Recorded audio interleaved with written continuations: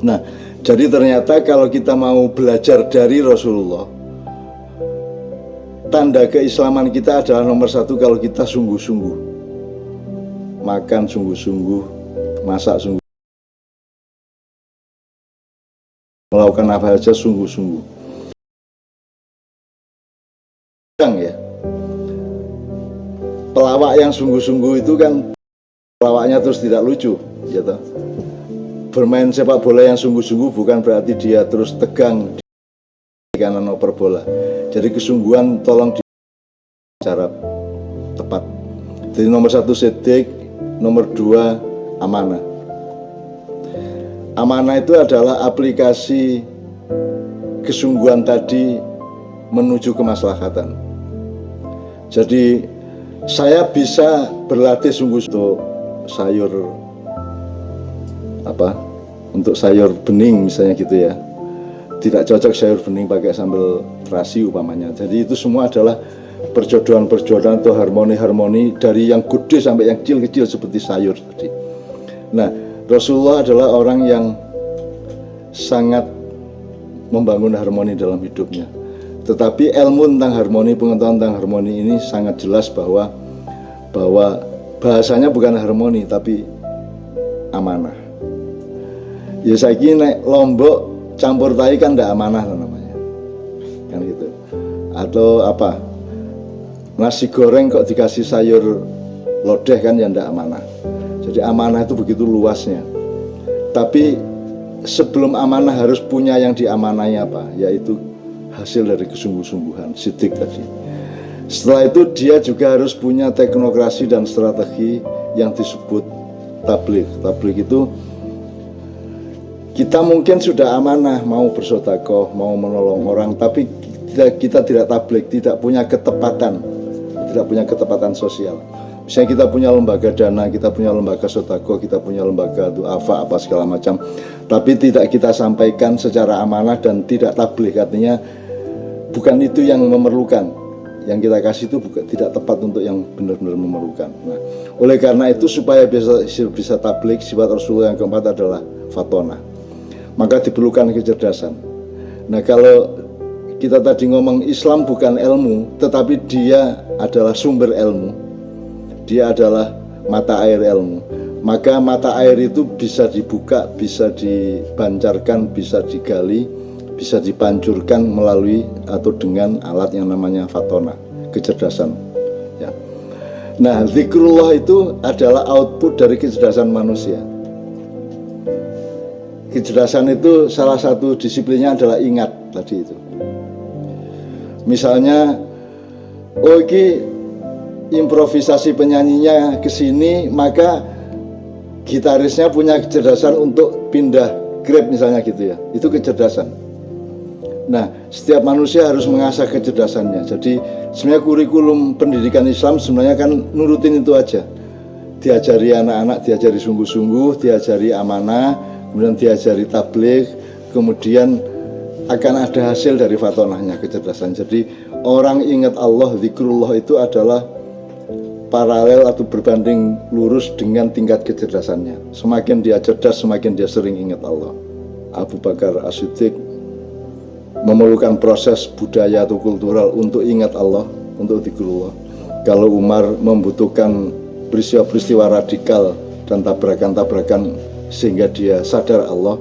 Kalau Sayyidina Utsman bin Affan itu membutuhkan proses timbang-menimbang, proses-proses keseimbangan untuk menemukan Allah. Kalau Ali itu sebenarnya pendidikan Islam itu seharusnya dahsyat karena dia punya ukuran sendiri. Ukurannya ya Rasulullah tadi.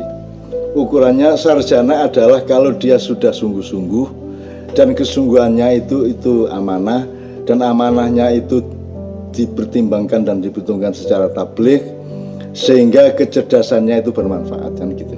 Jadi sarjana Islam itu mestinya ukurannya adalah 4 sifat Rasulullah tadi. Kenapa tidak gitu loh? Masa nggak bisa kita bikin kurikulum yang seperti itu? Nah, masalahnya kurikulum itu kan pengajaran selama ini. Padahal kan sebenarnya kurikulum itu bisa berarti yang lebih luas, bisa pendidikan, artinya apa? Tidak hanya taklim tapi juga tarbiyah.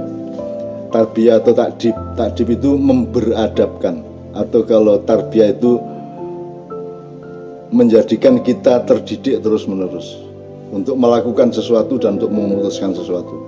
Tidak, yang menentukan kita manusianya. Kita tidak bisa bilang bahwa jantung itu makhluk hidup. Dia adalah bagian dari manusia yang makhluk hidup. Jadi makanya saya sebut seperti hewan. Jadi misalnya kalau Anda melatih, saya pernah melatih kuda. Kuda itu kalau hari ini kita ajak ke rute A, B, C, D, E, besok itu kita lepas saja dia akan ke situ lagi. Nah, itulah otak kita, itulah ingatan kita, itulah software kita. Kalau tidak dilatih, dia juga tidak akan cerdas. Jadi kecerdasan itu bukan soal pengetahuan tapi soal pelatihan. Membiasakan, ala bisa karena biasa. Jadi mestinya nomor satu, pendidikan Islam dan di rumah tangga Islam maupun di sekolah Islam itu adalah pendidikan kecerdasan. Dengan pengetahuan tadi itu. Dengan kecerdasan itu nomor 4, nomor 1 adalah kesungguhan. Jadi jangan lepaskan anakmu tidak sungguh-sungguh.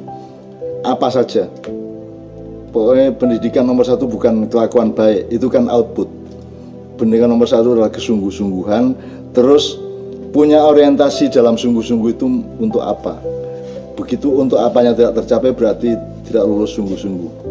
Kalau sudah untuk apanya jelas, maka nanti ada metodologinya, ada teknologinya dan teknokrasinya.